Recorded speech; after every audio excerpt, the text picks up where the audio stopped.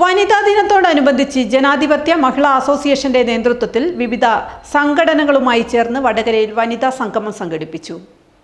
വടകര കേളുവേട്ടൻ മന്ദിരത്തിൽ നടന്ന പരിപാടി അഡ്വക്കേറ്റ് കെ വി ലേഖ ഉദ്ഘാടനം ചെയ്തു. കെ പി ബിന്ദു അധ്യക്ഷത വഹിച്ച ചടങ്ങിൽ കെ പി ഗിരിജ സ്വാഗതം പറഞ്ഞു. പരിപാടിയിൽ ആര്യ, വിജില അമ്പലത്തിൽ, എ പി പ്രജിത, ഷൈജി പ്രമോദ് എന്നിവർ സംസാരിച്ചു.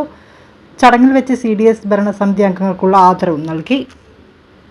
രാജ്യത്തിന്റെ പരമാധികാരം സംരക്ഷിക്കാനായിട്ട് ഇന്നും നമുക്ക് തുല്യതയെക്കുറിച്ചും ലിംഗവിവേചനത്തെക്കുറിച്ചും കൂടി സംസാരിക്കേണ്ടി വരുന്നു എന്നുള്ളതും നമ്മൾ മുന്നിലേക്കാണോ, എത്രത്തോളം മുന്നിലേക്ക് വന്നിട്ടുണ്ട് എന്നതാണ് അത് സൂചിപ്പിക്കുന്നത്.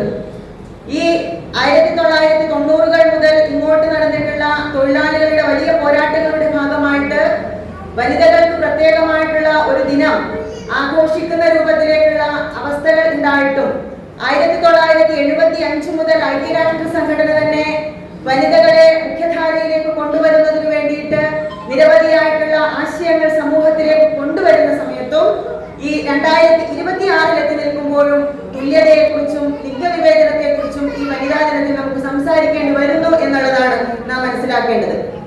ജീവനോപാധികൾക്ക് മേലുള്ള കടന്നാക്രമണം പ്രതിരോധിക്കുന്നതിന് വേണ്ടിയിട്ട് നാം ആഹ്വാനം ചെയ്യുകയാണ്. അതുപോലെ തന്നെ ബദലിനായി പൊരുതുക എന്നുള്ള മികച്ച ഒരു മുദ്രാവാക്യം കൂടി സാർവദേശീയ മഹിളാ ദിനത്തിന്റെ ഭാഗമായിട്ട് വനിതകൾ മുന്നോട്ട് വെക്കുകയാണ്.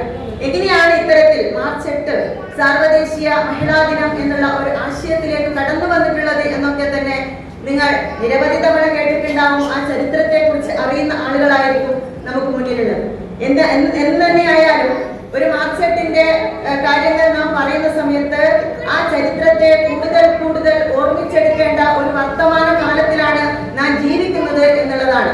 1990-കളിൽ തന്നെ വലിയ രൂപത്തിലുള്ള മഹിളാ പോരാട്ടങ്ങൾ അല്ലെങ്കിൽ സ്ത്രീ തൊഴിലാളികളുടെ പോരാട്ടങ്ങൾ വളരെ ശക്തമായ രൂപത്തിലേക്ക് വന്നിട്ടുള്ള ഒരു അവസ്ഥാവിശേഷം ഉണ്ടായിരുന്നു.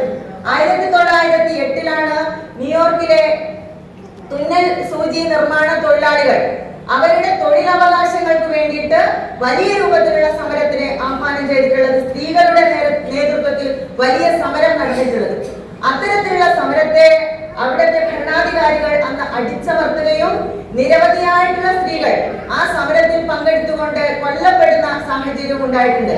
1908 മാർച്ച് 8 ഇത്തരത്തിലുള്ള തൊഴിലവകാശങ്ങൾക്ക് വേണ്ടി സ്ത്രീകളുടെ വലിയ രൂപത്തിലുള്ള പോരാട്ടങ്ങൾ നടന്നതിന്റെ 2 വർഷം കഴിഞ്ഞ് 1910 കോപ്പൻഹേഗനിൽ വെച്ച് അന്താരാഷ്ട്ര വനിതാ സമ്മേളനം നടക്കുന്ന സമയത്ത് ഇത്തരത്തിലുള്ള ഈ വനിതകളുടെ പോരാട്ടങ്ങളുടെ ഓർമ്മ പുതുക്കുന്ന രൂപത്തിലേക്ക് മാർച്ച് 8 ഒരു വനിതാ ദിനം എന്നുള്ള രൂപത്തിൽ സംഘടിപ്പിക്കണമെന്ന് ക്ലാര സെറ്റിന്റെയൊക്കെ നേതൃത്വത്തിലുള്ള വനിതാ നേതൃത്വം അന്ന് തീരുമാനിക്കുകയുണ്ടായി.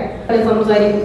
എന്നിരുന്നാലും തൊഴിലിടങ്ങളിലെ ചൂഷണത്തിനും തൊഴിലിടങ്ങളിലെ സമത്വത്തിനും വേണ്ടി ഏറ്റവും സജീവമായിട്ട് പോരാടാനും ആ പോരാട്ടത്തിന് വിജയം കാണാനുമുള്ള ഒരു ദിവസം എന്നുള്ള രീതിയിലേക്ക്, നമുക്ക് വനിതകൾക്ക് മാത്രമായിട്ടുള്ള ഒരു ദിവസം എന്നുള്ള രീതിയിലേക്കാണ് ഈ മാർച്ച് 8 വനിതാ ദിനമായിട്ട് നമ്മൾ ആഘോഷിക്കുന്നത്. ഇന്ന് വിവിധ മേഖലകളിൽ വിവിധ സംഘടനകളും വിവിധ രീതികൾ അല്ലെങ്കിൽ വിവിധ മേഖലകളിലുള്ള ആളുകളൊക്കെ തന്നെ ഈ വനിതാ ദിനത്തിൽ ബഹുമാനപ്പെട്ട വനിതകളെയൊക്കെ തന്നെ ആദരിക്കുന്ന ചടങ്ങുകൾ കൂടെ ഉൾപ്പെടുത്തിക്കൊണ്ട് വലിയ രീതിയിലേക്കുള്ള ഒരു ദിവസമാക്കി മാറ്റിക്കൊണ്ടിരിക്കുകയാണ്. ഇന്ന് നമ്മുടെ ഇടയിൽ CDS ഭരണസമിതിയിൽ നമുക്കറിയാം, കഴിഞ്ഞ ആഴ്ചയാണ് CDSന്റെ തെരഞ്ഞെടുപ്പ് നടന്നത്. ആ തെരഞ്ഞെടുപ്പിന് ശേഷം ഭരണസമിതി അംഗങ്ങളായിട്ട് വന്നിട്ടുള്ള ആളുകളെ കൂടെ നമ്മളിന്ന് ആദരിക്കുന്നത്.